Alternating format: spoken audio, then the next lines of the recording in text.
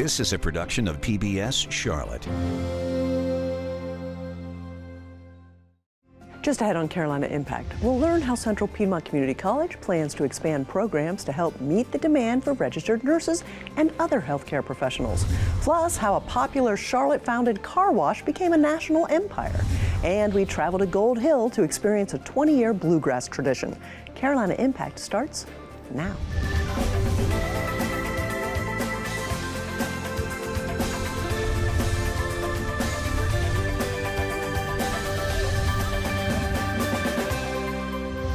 Good evening. Thanks so much for joining us. I'm Amy Burkett.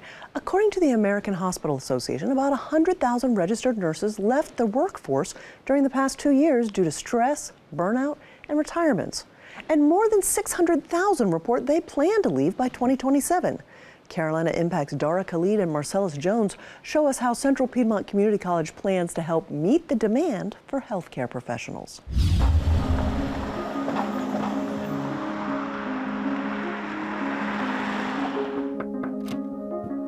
Good morning, Ms. Jocelyn. How are you?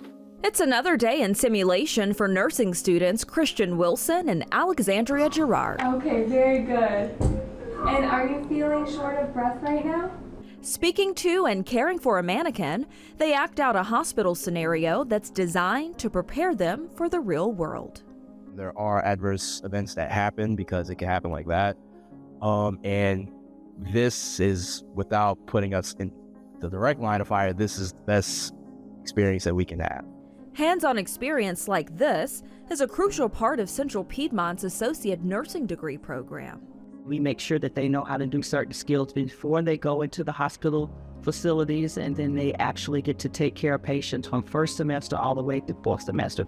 Department Chair Melanie Colson tells me this is important because after graduation, students are walking into an industry that's still facing a nationwide nursing shortage. It has a lot to do with a lot of our older population of nurses retiring. It has a lot to do with COVID and the impact that COVID had on nurses, a lot of nurse burnout. One of the ways Central Piedmont is trying to help meet the demand for nurses is by adding an accelerated 15-month nursing program that launches this summer. It's providing them the same education, it's just compressed to a shorter period of time. So, we look for certain specifics, those that are more academically capable to do that fast-paced program. They're also starting a 12-month licensed practical nurse to registered nurse bridge program next year. It makes me kind of feel more comfortable entering the workforce because I know there's such a tremendous need for nurses. I think that eases my concerns about being able to find a job because it's so new, right? Inside the same building on Central Campus, you'll find students dressed in full personal protective equipment gear, working diligently in the new sterile processing program.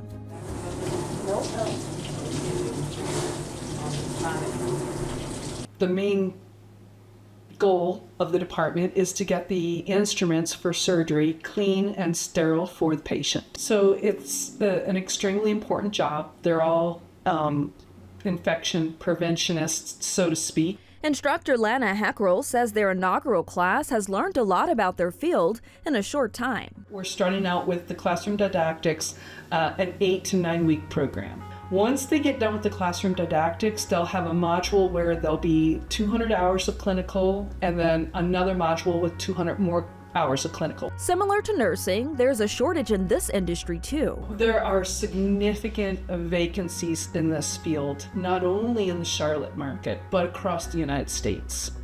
And trying to get students through a program that's comprehensive, that includes clinical experience, is very difficult. Heckrell tells me the nature of the job is contributing to shortages. Sterile processing is a hard job. It's a very physical job. Up until recently, it wasn't really considered a profession, it was a job. Most sterile processing departments, if you go into a hospital today, they're in the basement. They don't have beautiful windows to look out. It's not a job where you get a lot of accolades. Research from the U.S. Bureau of Labor Statistics shows that the average salary for registered nurses in North Carolina is over $77,000 a year. For medical equipment preparers, it's under $40,000. For student Lori Bagley, the reality of the job hasn't deterred her. I really like how it's a hands-on thing. I like working with my hands. I like being able to manipulate and understand just how something works. Central Piedmont has another hands-on program. She can just leave her foot on the table and then dorsiflex up from it. The massage therapy program gives students a chance to work one-on-one with each other. Although it looks like pure relaxation, they're learning vital techniques. So our students do spend plenty of time in our anatomy and kinesiology classes, learning all about the body, the bones, and the muscles. And then the art of massage would be working hands-on and learning different modalities of massage therapy, starting with Swedish and working their way into neuromuscular therapy. The 9-month certificate program prepares them for the next step. We have aligned our curriculum with the North Carolina Board of Massage and Bodywork Therapy requirements, so our students are fully ready upon graduation to obtain their license. Once graduates get their license, they can enter the workforce, one that desperately needs them. In the Charlotte area, this would be a high-demand career. We are absolutely seeing a lot of employers looking for therapists every day, so this is something that would be an easy-to-fill job for the Charlotte market. The average salary in North Carolina is just over $63,000 a year. The students we spoke with tell us they feel more than ready to conquer the workforce after graduation. For Carolina Impact, I'm Dara Khalid.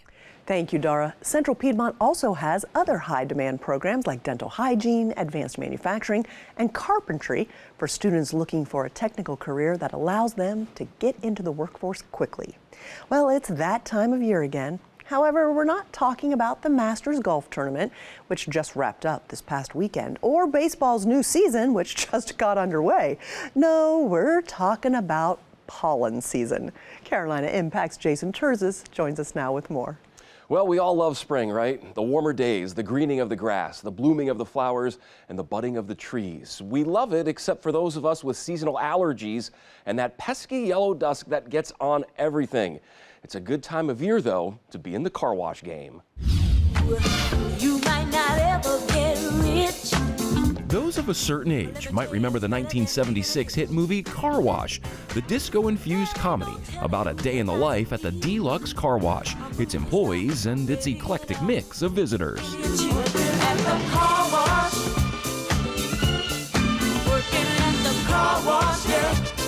It's a throwback to a different era, music and fashion. Same can be said for what it was, a full-service car wash with the outside and inside getting cleaned.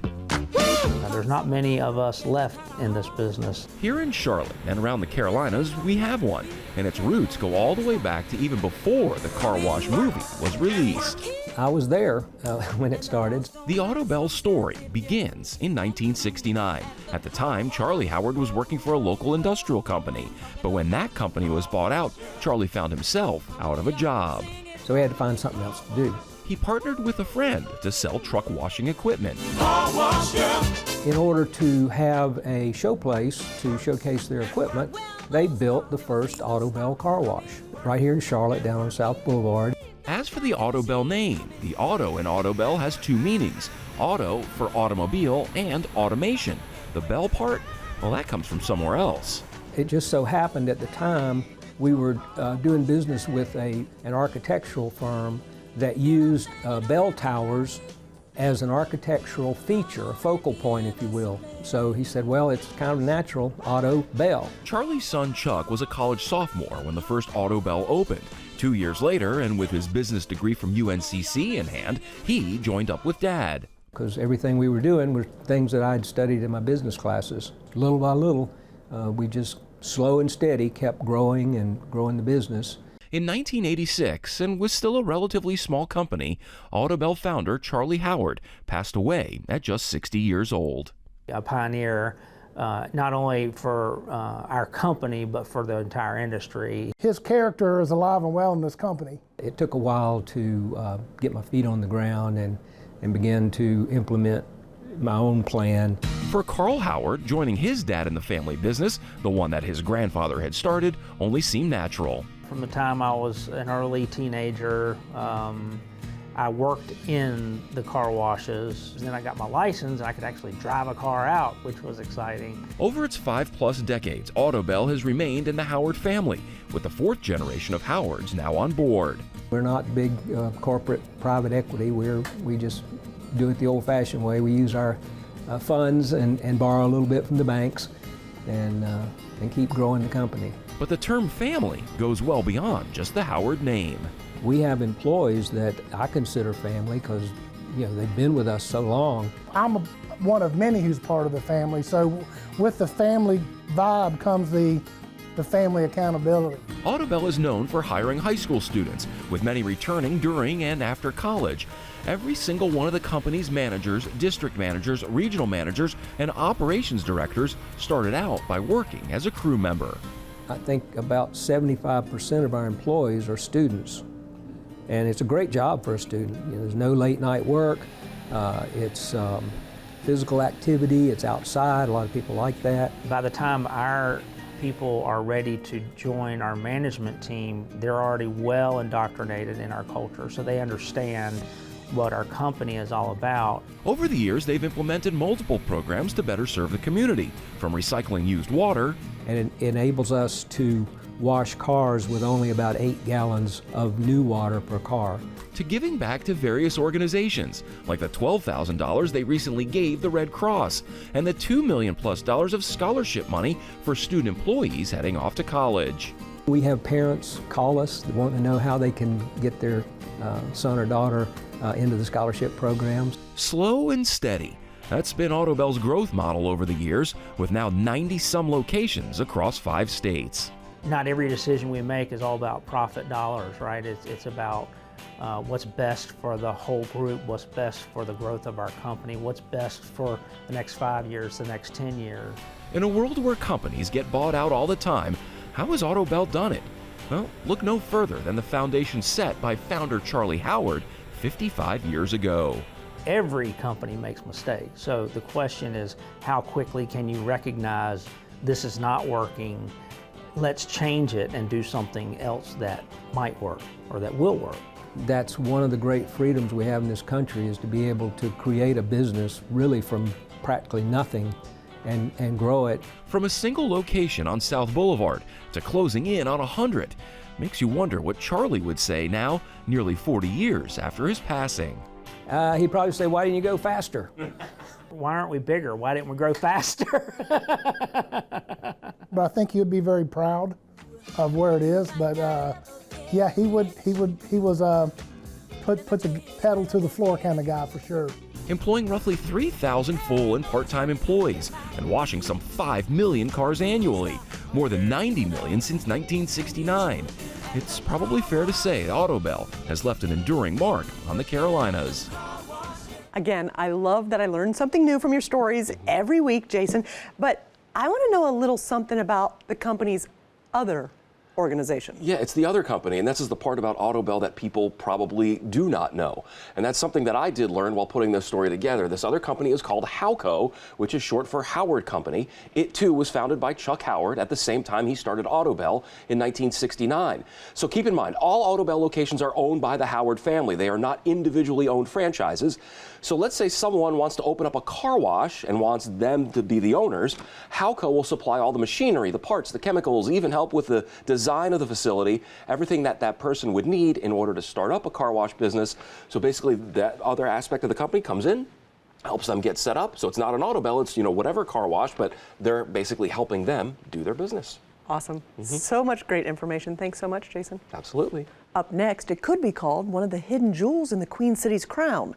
For more than 4 decades, it's been a sanctuary for recovering patients from around the world. As Carolina Impact's Bea Thompson and videographer Max Arnold show us, this corner of compassion in northwest Mecklenburg County has garnered worldwide attention. Picture this.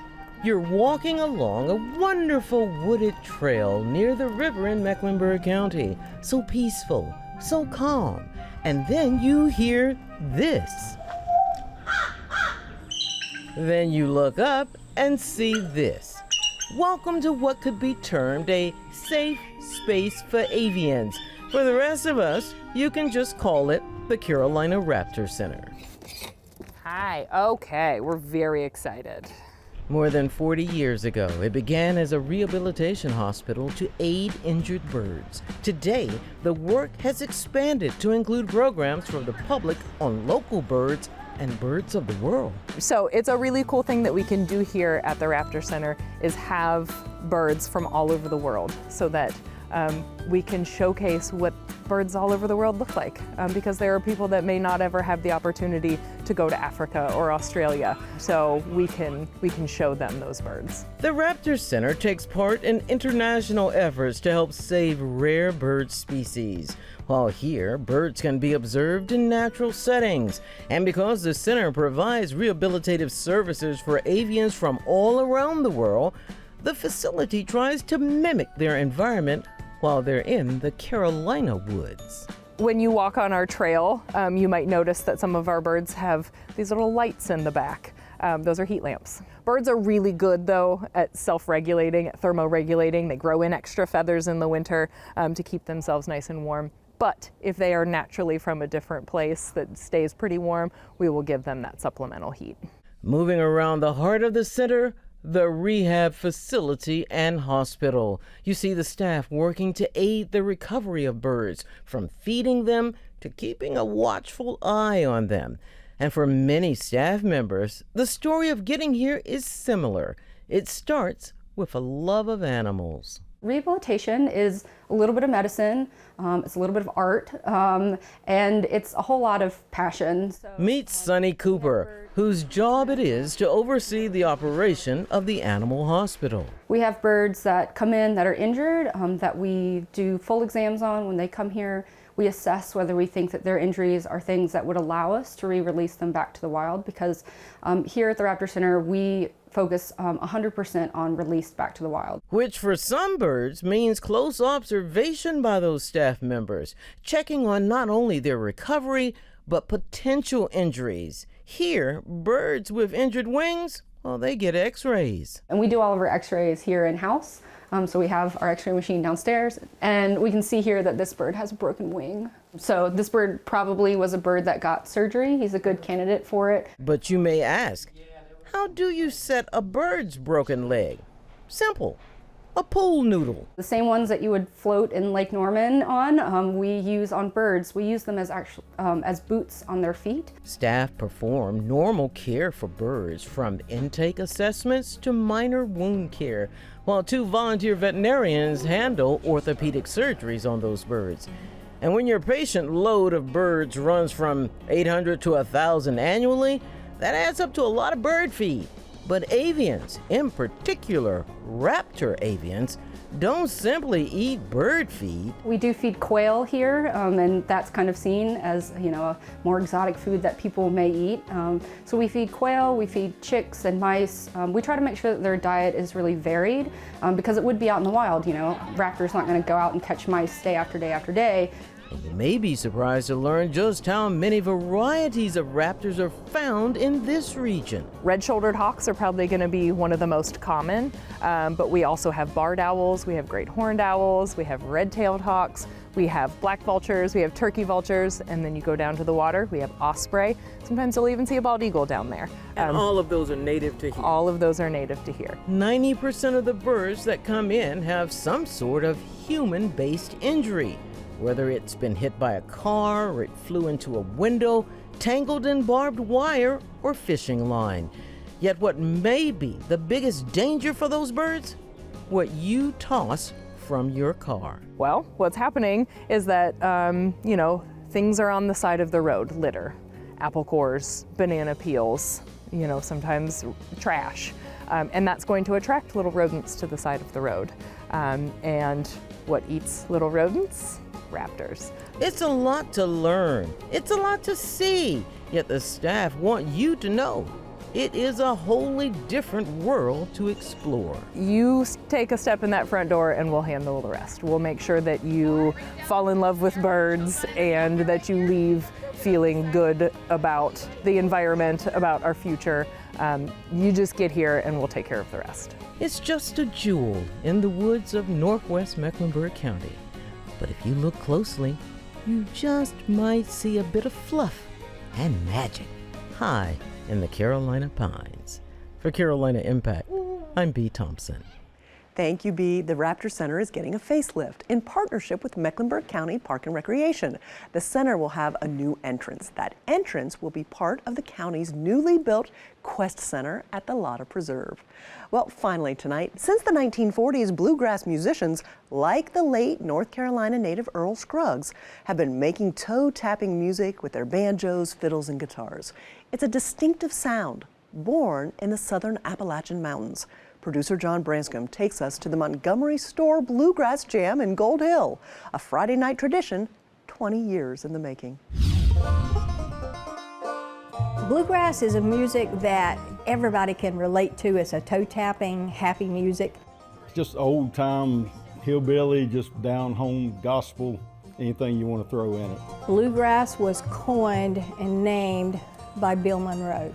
He wanted it to be different than the country music of the day. He was from Kentucky. Kentucky's known for bluegrass. It's a traditional string music.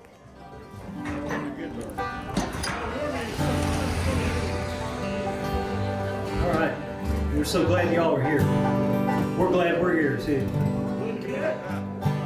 The jam here at Montgomery General Store has been going on for almost 20 years. It's just the perfect medium to play. Just an old country store out in the middle of old country. And you know, with banjos and guitars and bass fiddles and pictures and ice cream and stuff. And people can just, you know, can stand around and play and be very much at ease. The Bluegrass Jam is a gathering of musicians from all over the region. Some will drive an hour to 2 hours to get here to play. You know, it's always different. Some of these jams can go on for 2 hours, 3 hours straight, sometimes, you know, longer than that.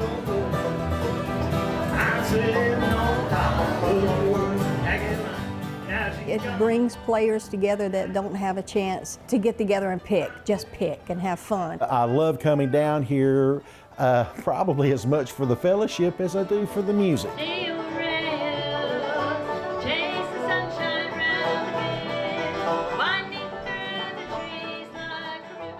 Sometimes it's really nerve-wracking. Sometimes it's so fast that you don't have time to think about it, but it's just a lot of fun.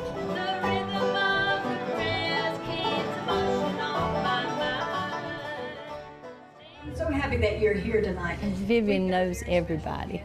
If this is the building, she's the cornerstone. She really cares about the players and about the people that come. I don't remember a time when bluegrass wasn't being played in our house. My father was a musician, a luthier. He built fiddles, guitars, mandolins. My dad was a member of the Church Brothers Pioneer Bluegrass Band from back in the day, the late 40s, early 50s, and into the 60s. I was about 6 or 8 years old when he was going out there and playing on the Opry. That was way back when, in the original Ryman Auditorium. One of his most iconic songs was written and recorded in 1948, and Lester Flatt and Earl Scruggs had just left Bill Monroe to form the Foggy Mountain Boys and needed original material. And my dad let them record Cabin in Caroline. We got Luke, we got Jacob, Caleb, and Anna. They go by Brothers of Bluegrass and Paul, so I'm the Paul part of it, Grandpa. Luke was the first one, and I knew that I just wanted to pass it down.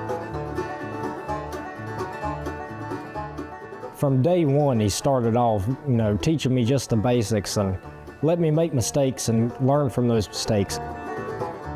There's hardly a day go by that I don't sit and play something. I've drove my wife crazy forever. Try and get the kids to come over 2 or 3 times a week if possible.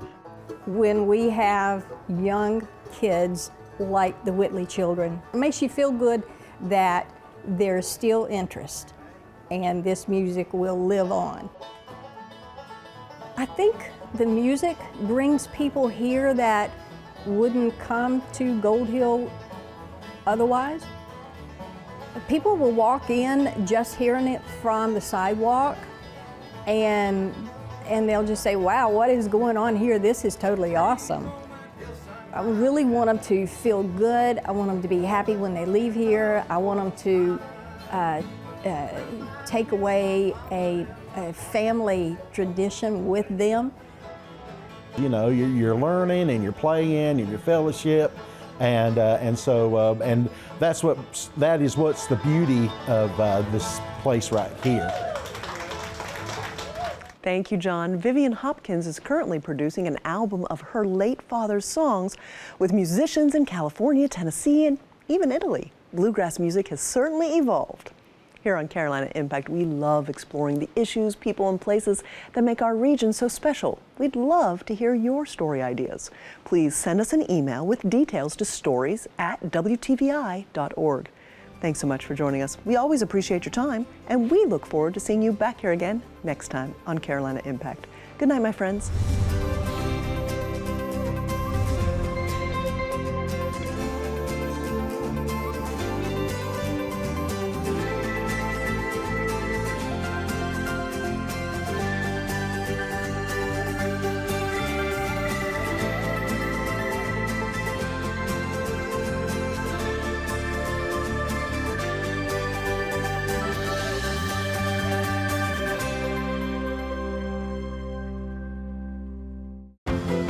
This is a production of PBS Charlotte.